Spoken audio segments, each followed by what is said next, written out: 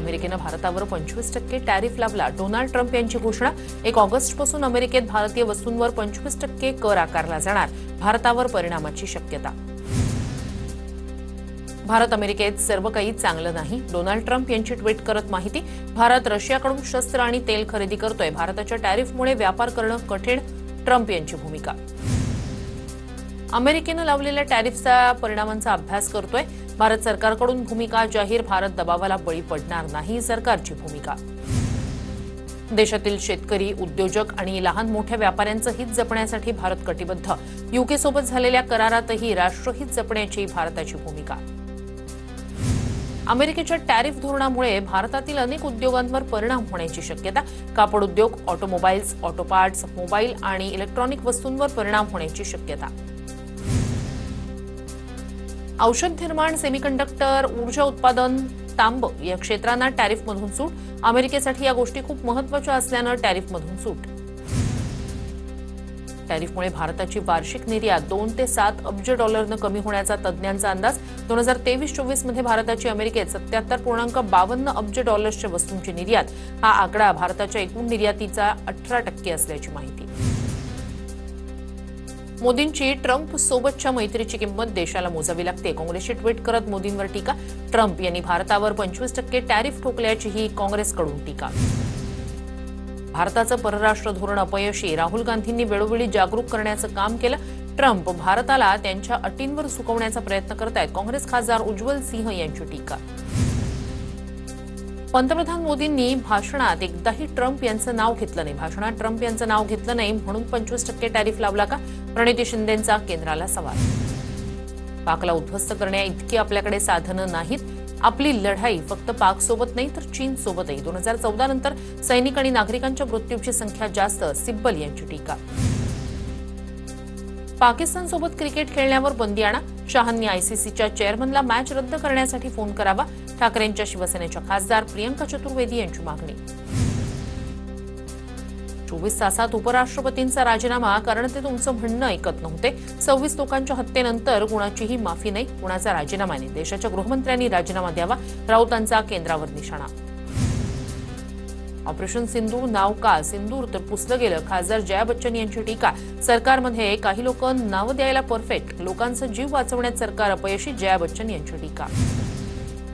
हिंदू असणं देशात गुन्हा आहे का? देशात आजही औरंगजेबाची चिल्ली पिल्ली जिवंत. पुणेकर आणि जनभावना. ऑपरेशन सिंदूर सोबत खासदार मेधा कुलकर्णींचं राज्यसभेत वक्तव्य. प्रांजल खेवलकरांना ट्रॅप लावून अडकवलं. पर्समध्ये कोकेन सापडलेली महिला पोलिसांनीच पाठवली होती. पोलिसांची कारवाई बनावट. उच्च न्यायालयात जाणार. खेवलकरांच्या वकिलांचा दावा. खराडी प्रकरणातील पोपटानी आणि श्रीपाल यादव 15 दिवसापूर्वी खेवलकरांच्या ग्रुपमध्ये जोडले गेले. आमची बदनामी करण्यासाठीच पुणे पोलिसांचा डाव. एकनाथ खडसेंचा आरोप. सोमनाथ सूर्यवंशी प्रकरणात हायकोर्टाचा निर्णय. सुप्रीम कोर्टाकडून कायम. प्रकाश आंबेडकरांची ट्विट करत माहिती. पोलिसांवर गुन्हे दाखल करण्याचे हायकोर्टाचे आदेश. हायकोर्टानं पोलिसांवर थेट एफआयआर दाखल करायला सांगितलं, पण त्यात पोलिसांचं नाव समाविष्ट करायचं की नाही हे चौकशी अंती ठरवू, अशी सुप्रीम कोर्टाची भूमिका. सूर्यवंशी प्रकरणात फडणवीसांची प्रतिक्रिया. संतोष देशमुख महादेव मुंडे हत्या प्रकरणाचा मुद्दा. खासदार सुळेंकडून संसदेत उपस्थित. बीड जिल्ह्यातील हत्याकांडावर ठोस कारवाई नाही. पीडित कुटुंबियांना न्याय मिळवून देण्यासाठी सीबीआय चौकशीची मागणी. शिवसेना पक्ष आणि चिन्हाची सुनावणी 19 ऑगस्ट ते 10 सप्टेंबरपर्यंत होणार असल्याची माहिती. इतर सुनावणीत न्यायमूर्ती सूर्यकांत हे व्यस्त असल्यानं शिवसेना प्रकरण लांबणीवर पडण्याची शक्यता. मुंबईत आज मुख्यमंत्री फडणवीसांच्या उपस्थितीत कैलास गोरंट्याल यांचा भाजप प्रवेश. जालना महापालिका स्वबळावर लढण्यासाठी वरिष्ठांकडे आग्रह करणार. गोरंट्याल यांची प्रतिक्रिया. वाजपेयींनी उत्तराधिकारी म्हणून प्रमोद महाजन यांचं नाव सांगितलं होतं. आपण पंतप्रधान, मुंडे सीएम व्हावे असं महाजनांच्या डोक्यात आलं. तिथूनच आमच्या छळवादाला सुरुवात. अण्णासाहेब डांगेंचं वक्तव्य. अण्णासाहेब डांगेंनी प्रमोद महाजन, गोपीनाथ मुंडेंविषयी केलेलं वक्तव्य वेदनादायी. उत्तर द्यायला हयात नसलेल्या व्यक्तींवर अशा पद्धतीनं बोलणं आपल्यासारख्या ज्येष्ठ नेत्याला शोभत नाही. प्रकाश महाजन यांचं ट्विट. काही लोक अजित पवारांसोबत सत्तेत जायचं म्हणतायत असं सांगितलं, मात्र शरद पवारांकडून सत्तेत जाण्यासाठी स्पष्ट नकार. शशिकांत शिंदेंची प्रतिक्रिया.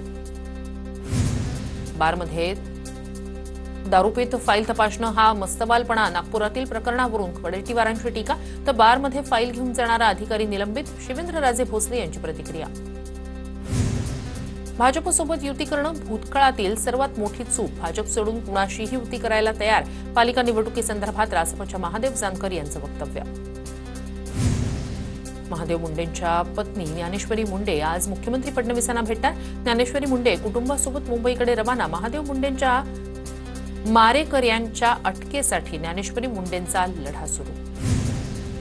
मुख्यमंत्री फडणवीसांना भेटून यातना सांगणार, जोपर्यंत जिवंत तोपर्यंत न्यायासाठी लढत राहणार, ज्ञानेश्वरी मुंडेंचा निश्चय. उपमुख्यमंत्री एकनाथ शिंदे दिल्ली दौऱ्यावर, भाजपच्या वरिष्ठ नेत्यांना भेटण्याची शक्यता, शिवसेनेचे खासदार आणि राज्यातील इतर महत्त्वाच्या सेना नेत्यांच्या बैठका. उद्योगांच्या सर्व परवानग्या मैत्री पोर्टलवर ऑनलाईन द्या, मुख्यमंत्री फडणवीसांचे सह्याद्रीवरील बैठकीत आदेश. महाराष्ट्र औद्योगिक विकास महामंडळाच्या विविध विषयांवर चर्चा. भाजप नेते नारायण राणे यांनी पंतप्रधान मोदींची घेतली भेट. मुंबादेवी मंदिर परिसराच्या विकासाची मोदींकडे मागणी. तिलारी धरण परिसरात 200 एकर जागेत गार्डन विकसित करण्याचीही विनंती. बुद्धिबळ विश्वविजेती दिव्या देशमुखचं नागपुरात जोरदार स्वागत. वयाच्या अवघ्या 19व्या वर्षी बुद्धिबळ ग्रँडमास्टर झाल्याबद्दल दिव्याचं सर्वच स्तरातून कौतुक.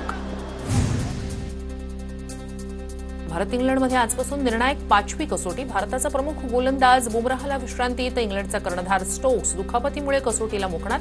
ओव्हल मैदानावर रंगणार सामना. गर्भपात करू इच्छिणाऱ्या अल्पवयीन मुलींची ओळख उघड करण्याचा आग्रह नको, सुप्रीम कोर्टानं पोलिसांना फटकारलं. गर्भपात करणाऱ्या अल्पवयीन मुलींसंदर्भात सुप्रीम कोर्टाची महत्त्वाची टिप्पणी. कबुतरांना खाद्य देणाऱ्यांविरोधात तक्रारी दाखल करा.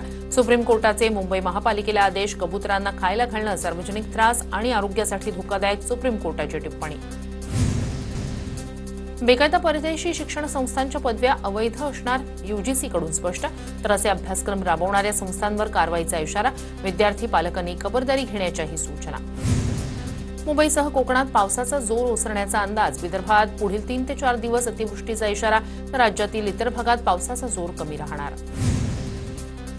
वसई विरार महापालिकेच्या माजी आयुक्तांना ईडीचा समन्स. अनिलकुमार पवार यांच्यासह 6 जणांना समन्स बजावल्याची सूत्रांची माहिती. ईडीकडून पवार यांच्या निवासस्थानासह अनेक ठिकाणी छापे.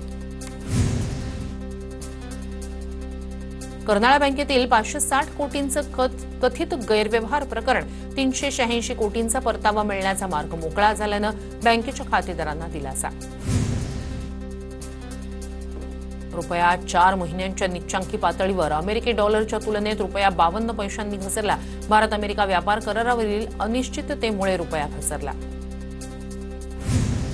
मुंबईतील जयेश तायक्वांदो अकादमीतील खेळाडूंची थायलंडमध्ये दमदार कामगिरी. आंतरराष्ट्रीय तायक्वांदो स्पर्धेत पाकिस्तानच्या खेळाडूंवर मात करत रौप्य पदकावर कोरलं नाव.